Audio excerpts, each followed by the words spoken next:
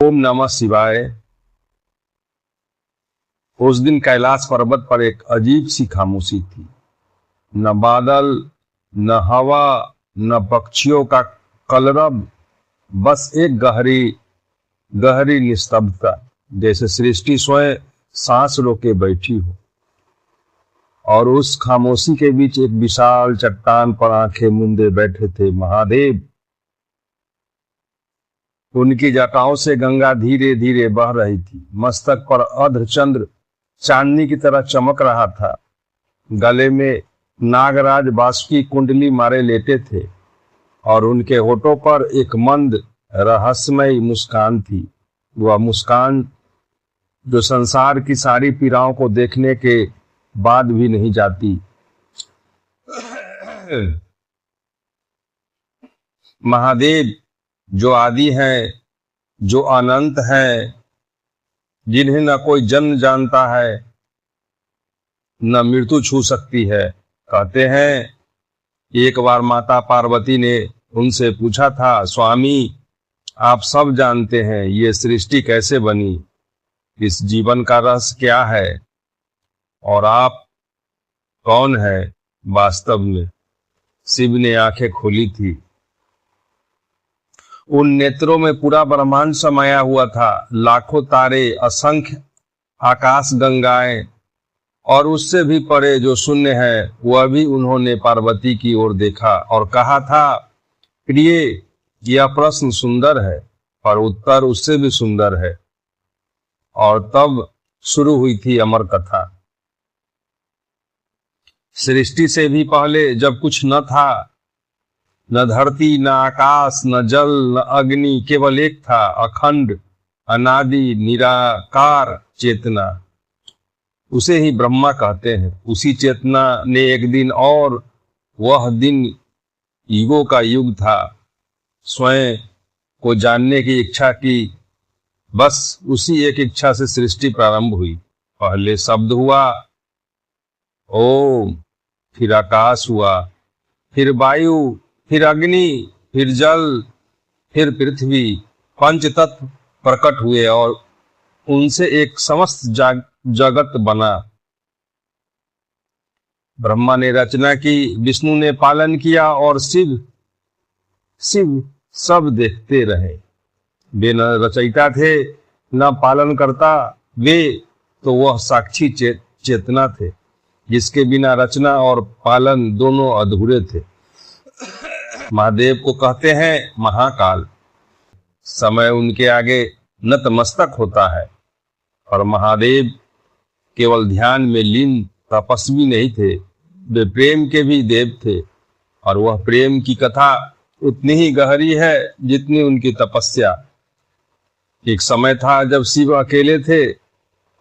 सती उनकी पहली प्रिया दक्ष की पुत्री थी। दक्ष को शिव पसंद नहीं थे। वे शिव को जटाधारी शमशानवासी भिक्षुक कहते थे। और सती का हृदय जानता था कि जटाओं में उलझे इस योगी के भीतर समस्त सृष्टि का प्रेम है। सती ने शिव से विवाह किया दक्ष की इच्छा के विरुद्ध। और फिर एक दिन दक्ष ने महायज्ञ रचाया, सबको बुलाया, देवताओं को, ऋषियों को, पर शिव को नहीं। सती के हृदय में तूफान उठा। वे बोली, स्वामी मेरे पिता का यज्ञ है, मैं जानना चाहती हूँ। शिव ने उनकी आंखों में देखा। उन आंखों में उन्हें वह दर्द दिखा जो एक पुत्री को तब होता है जब उसके पिता उसके पति को अपमानित करते हैं। शिव को पता था यह यात्रा ठीक नहीं होगी, पर उन्होंने सती को रोका नहीं, क्योंकि महादेव जानते थे प्रेम में बंधन नहीं होता। सती गई। दक्ष ने यज्ञ में शिव का अपमान किया।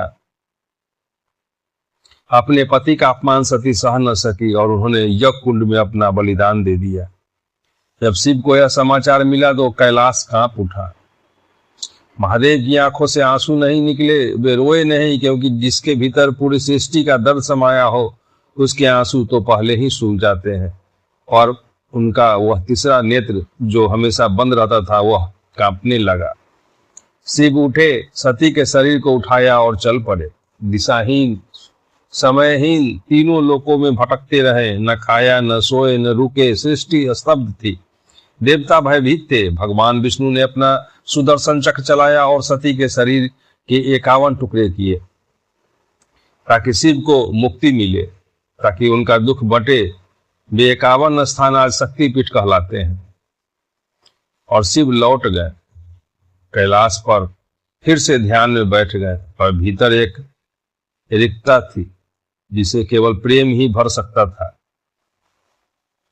सती ने दूसरा जन्म लिया पार्वती के रूप में। हिमालय की पुत्री गौरवर्णी सौम्य तेजस्विनी पर शिव को पाना आसान न था।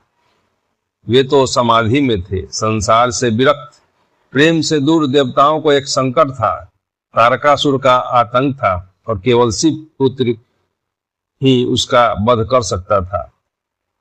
इसीलिए शिव और पार्वती का मिलन आवश्यक था। धर्मदेव उन्होंने शिव पर पुष्पबाण चलाया। शिव की समाधि भंग हुई, उनका तीसरा नेत्र खुला और कामदेव भस्म हो गए।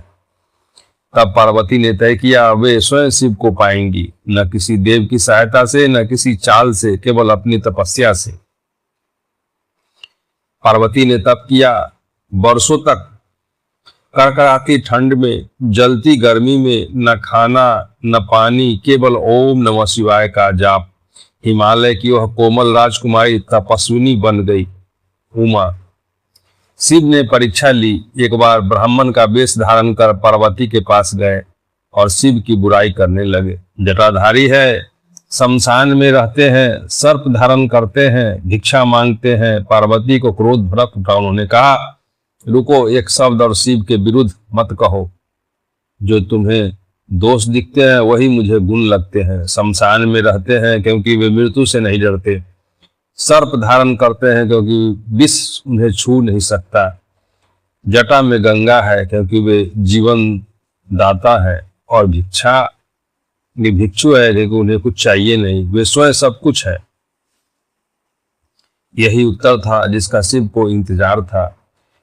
शिव प्रकट हुए अपने असली रूप में और पार्वती की आंखों में आंसू थे, पर खुशी के। विवाह हुआ, देवताओं ने फूल बरसाए, गंधर्वों ने गाया और कैलाश पर पहली बार एक ऐसी खुशी उतरी जो शांत थी, गहरी थी, समुद्र की तरह।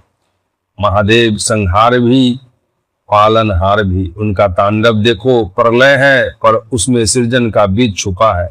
वे विष भी पी जाते हैं, नीलकंठ बन जाते हैं ताकि सृष्टि बचे। वे भोलेनाथ हैं, जो मांगो दे देते हैं, इसीलिए वे असुर भी उनकी पूजा करते थे, राक्षस भी उनके भक्त थे। रावण लंका का राजा महापंडित शिव का परम भक्त आस उठाने की कोशिश की। शिव ने अपने पैर के अंगूठे से पर्वत दबा दिया। रावण चिल्लाया दर्द से, पर उसने हार नहीं मानी। उसने अपनी भुजाओं की नसें काटकर बीना बनाई और शिव की स्तुति गाई। शिव तांडव स्रोत। महादेव प्रसन्न हुए और रावण को मुक्त किया। यही है शिव, जो भक्त की पीड़ा देखते हैं पर उसकी परीक्षा भी लेते हैं। और भस्मासुर की कथा, असुर जिसे शिव ने वरदान दिया, जिसके सिर पर हाथ रखे वह भस्म हो गए, जिसके सिर पर हाथ रखे वह भस्म हो जाए। भस्मासुर ने यह वरदान शिव पर ही आजमाने की कोशिश की। शिव भागे। वही महादेव जो प्रलय को आमंत्रण देते हैं, वे अपने ही लिए वरदान से बचने के लिए भागे। यह उनकी कमजोरी नहीं थी, यह उनकी करुणा थी। वे अपने भक्त को, चाहे वह दृष्टि ही क्यों न हो, नष्ट नहीं करना चाहते थे। विष्णु भगवान मोहिनी रूप में आए और भस्मासुर को भ्रमित किया। वह अपने ही सिर पर हाथ रख बैठा और भस्म हो गया। महादेव मुस्कुराए, क्योंकि अंत में सत्य की जीत होती है, चाहे रास्ता कितना भी टेढ़ा हो। माता पार्वती की आंखों में अब प्रश्न नहीं था, उत्तर था। उन्होंने शिव का हाथ थामा और कहा स्वामी, अब समझ आया, आप महाकाल हैं, क्योंकि आप प्रेम और संहार दोनों को समान भाव से देखते हैं। आप भोले हैं क्योंकि आपको छल नहीं आता। आप नीलकंठ है क्योंकि आपने दुनिया का विष अपने भीतर रख लिया। शिव ने उनकी ओर देखा, उन आंखों में जो पूरी सृष्टि थी, और कहा, और तुम शक्ति हो, मेरे बिना तुम हो, तुम्हारे बिना मैं शिव हूं। अब हम दोनों अधूरे हैं, एक साथ पूर्ण है। अर्धनारीश्वर शिव और शक्ति का वह रूप जो कहता है। पुरुष और प्रकृति, चेतना और ऊर्जा, शांत और सक्रिय, ये दो नहीं एक है। यह कथा अमर है क्योंकि यह केवल शिव की कथा नहीं है, यह हर उस व्यक्ति की कथा है जिसने दुख सहा और फिर मुस्कुराया। यह उस प्रेम की कथा है जो बार बार टूटा, बार बार जुड़ा। यह उस तपस्या की कथा है जो बिना फल की चिंता किए की जाती है। महादेव कहते हैं, मृत्यु से मत डरो, परिवर्तन से मत डरो, जो जाता है वह लौटता है नए रूप में, नई ऊर्जा में। हर संहार के बाद एक नई सृष्टि होती है, हर अंत के बाद एक नया आरंभ। इसीलिए तो उनके माथे पर चंद्रमा है जो घटता है, बढ़ता है। इसीलिए उनके जटाओं में गंगा है जो बहती रहती है, रुकती नहीं। इसीलिए उनके हाथ में डमरू